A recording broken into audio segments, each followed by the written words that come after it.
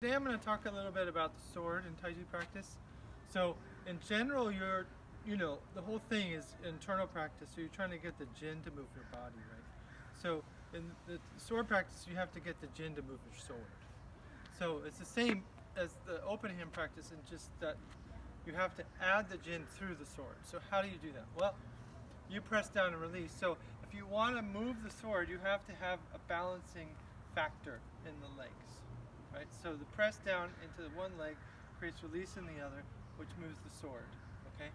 So it doesn't matter the movement so much as how you can feel the pressing down move the sword. All the things in the form, all the form pieces are all just different expressions of pressing down and releasing.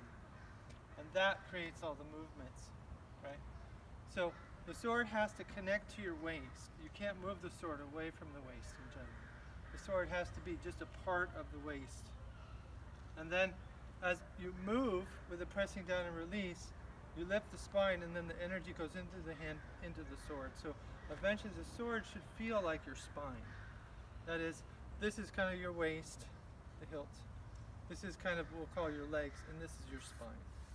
So all of those connect together with the practice. So you have to be conscious of your hips, your spine, and your legs all connecting through the sword. And that's how the jin then, it starts here and moves up eventually to the tip of the sword. But you have to get the jin to excite through the body and then into your hands to get that to happen, of course. So sword practice is to help you practice shen. So you're really extending the jin past your body, which is shen practice. You have to extend it out. So it's really great for push hands because it teaches you how to extend the shen and the jin out past you and through someone else.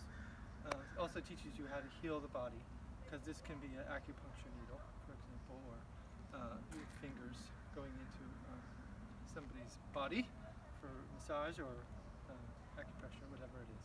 So the sword practice is extremely important for that reason. It's not just another form, it's actually an extension of this jin. Okay.